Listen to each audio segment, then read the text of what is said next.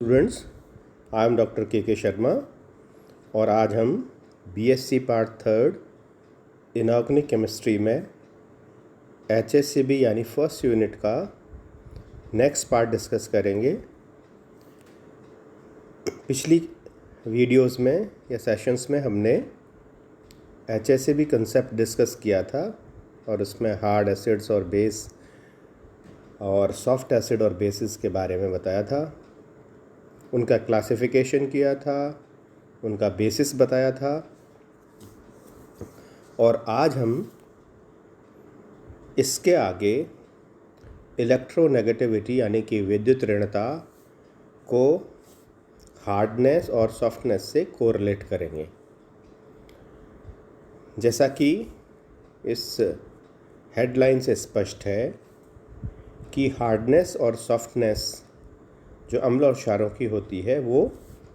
विद्युत ऋणता से रिलेटेड होती है या उस पर निर्भर करती है। जनरली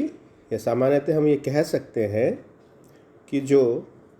उच्च विद्युत ऋणता या हाई इलेक्ट्रोनेगेटिविटी वाले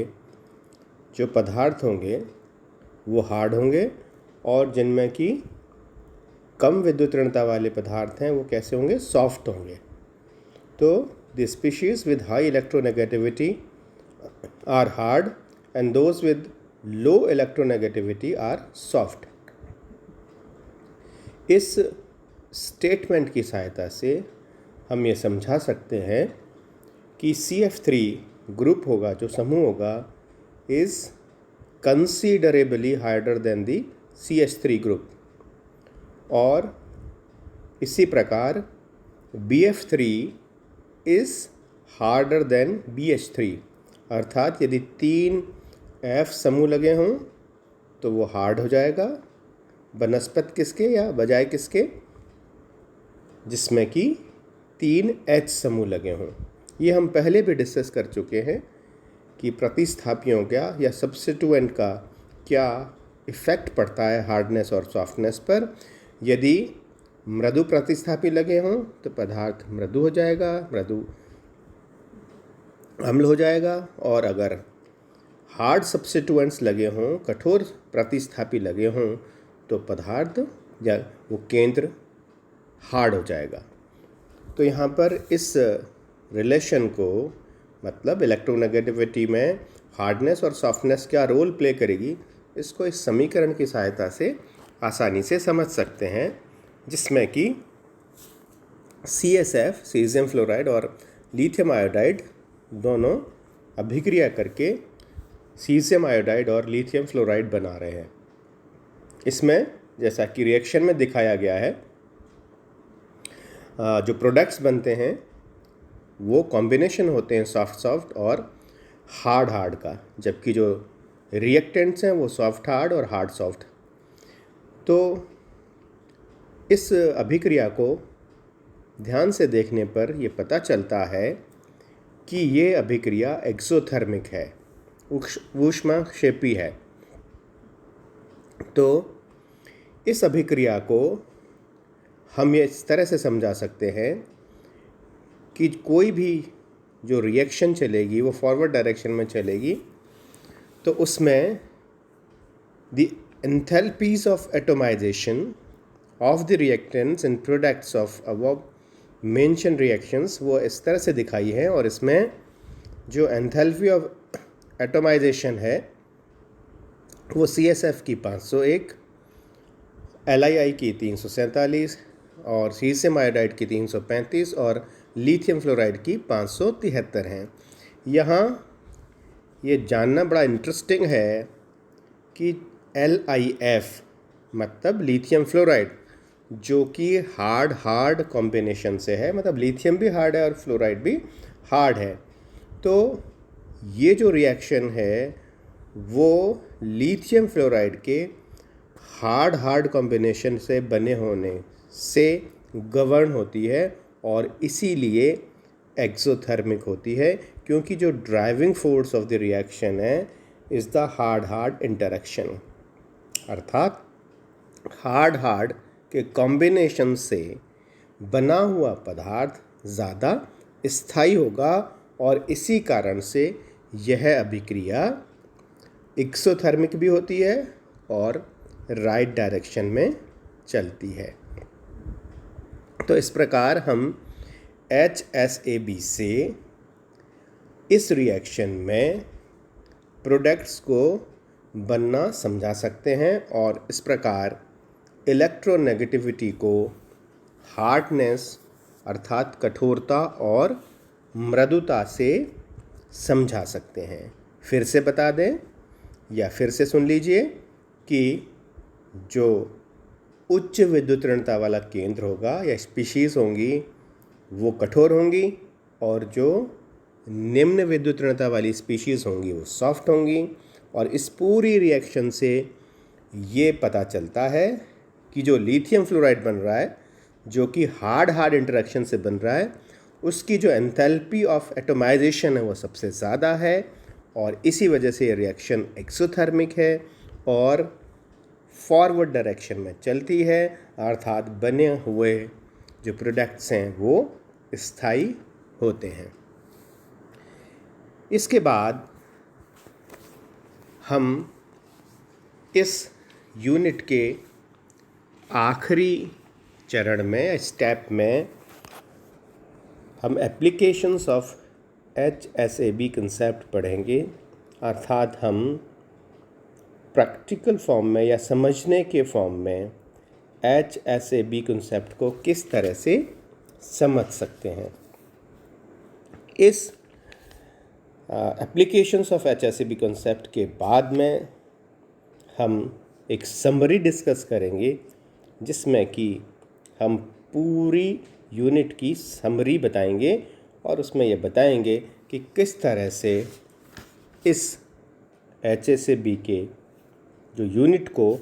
बड़ी आसानी से लर्न किया जा सकता है और एग्ज़ाम के फॉर्म में तैयार किया जा सकता है। यहाँ ये जानना बड़ा दिलचस्प है कि पूरी की पूरी यूनिट में हार्ड और सॉफ्ट जो अम्ल और क्षार हैं उनको वर्गीकृत कैसे करते हैं, उनको क्लासिफाई कैसे करते हैं, उनमें क्या क्या गुणधर्म होते हैं और उनकी जो स्ट्रेंथ है क्षार और अम्ल की वो इससे कोरिलेट करती है हार्डनेस और सॉफ्टनेस से, ये बताया था हमने। फिर उसके बाद में हमने ये बताया था कि सहजीवन क्या होता है, अर्थात अगर सॉफ्ट प्रतिस्थापी लगे हों तो केंद्र सॉफ्ट हो जाएगा और हार्ड प्रतिस्थापी लगे हों तो हार्ड हो जाएगा, ये सहजीवन बताया और उसको एग्जाम्पल से समझाया। इसके बाद में हमने अम्ल और क्षार की स्ट्रेंथ को हार्डनेस और सॉफ्टनेस से कंपेयर किया और उसमें ये बताया कि अम्ल और क्षार ये जो प्रबलता या दुर्बलता होती है उसका कठोरता और मृदुता से कोई संबंध नहीं है। इसके बाद में सिद्धांत बताए और इसके बाद में हमने विद्युत ऋणता से यह संबंध स्थापित किया कठोरता और मृदुता का और ये बताया कि जो हाई इलेक्ट्रोनेगेटिविटी की स्पीशीज़ होंगी वो कठोर होंगी और जो कम विद्युत ऋणता वाली स्पीशीज़ होंगी वो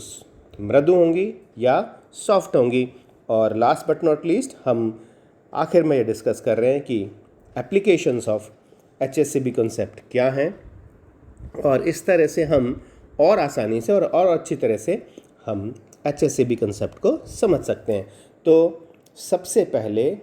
हम ये समझ लेते हैं कि किस तरह से जो रिएक्शंस होती हैं उनमें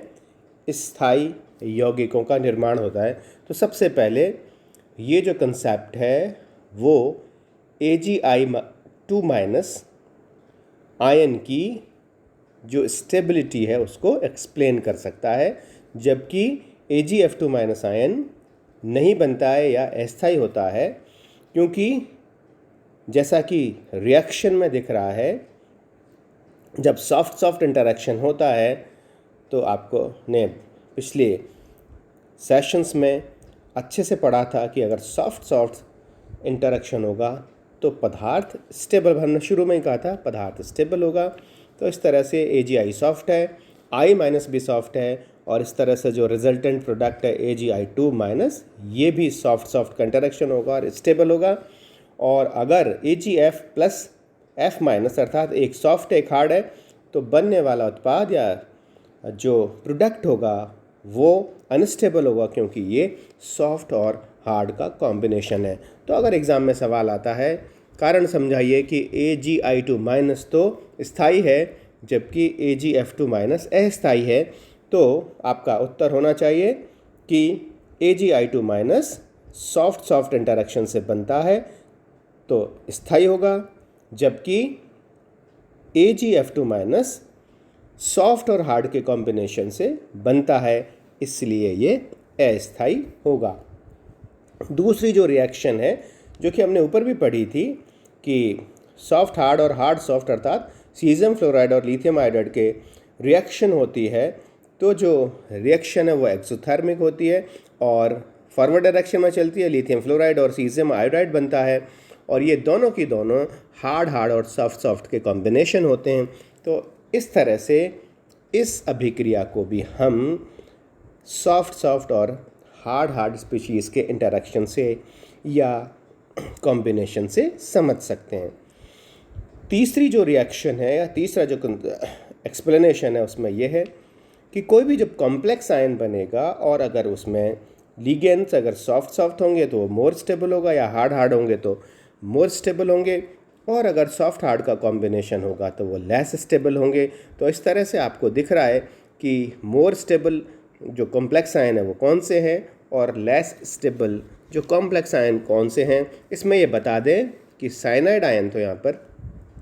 और आयोडाइड आयन तो सॉफ्ट लिगेंड है, मतलब Cn माइनस और I minus are soft ligands, और जो NH3 और F आयन्स हैं वो हार्ड लिगेंड्स हैं। और इस तरह से जो सॉफ्ट के इंटरेक्शन से बनेगा वो मोर स्टेबल होगा, या हार्ड के इंटर मतलब NH3 और F है ना, ये दोनों की दोनों हार्ड हैं तो इनके इंटरेक्शन से बनेगा वो कॉम्प्लेक्स आयन स्थाई होगा, या जो सॉफ्ट के इंटरेक्शन से बनेगा मतलब साइनाइड और आयोडाइड के वो भी स्टेबल होगा। जबकि अगर सॉफ्ट और हार्ड के से तो एक सॉफ्ट है और एक हार्ड है तो वो कॉम्प्लेक्स आयन अस्थाई होंगे या कम स्थाई होंगे। तो इस तरह से हम HCB कॉन्सेप्ट के आधार पर इन तीनों रिएक्शंस को या कॉम्प्लेक्स आयन की स्टेबिलिटी को समझ सकते हैं। तो इस प्रकार ये जो HCB कॉन्सेप्ट है ये पदार्थों के बनने निर्माण को या उनके स्थायित्व और अस्थायित्व को, स्टेबिलिटी और अनस्टेबिलिटी को एक्सप्लेन करता है। कौन सा बनेगा, रिएक्शन फॉरवर्ड डायरेक्शन में चलेगी या पदार्थ स्थायी होंगे, ये सब हार्डनेस और सॉफ्टनेस के कॉन्सेप्ट से या HCB कॉन्सेप्ट से हम समझ सकते हैं। अब नेक्स्ट वाली जो वीडियो है उसमें हम इसको ही आगे डिटेल में और डिस्कस करेंगे, जिससे कि ये पूरी की पूरी जो हार्डनेस और सॉफ्टनेस का कॉन्सेप्ट है वो आपको अच्छे से और समझ में आ जाए, क्योंकि एग्जाम्पल से आप अच्छे से कॉन्सेप्ट को समझ सकते हैं। Thank you.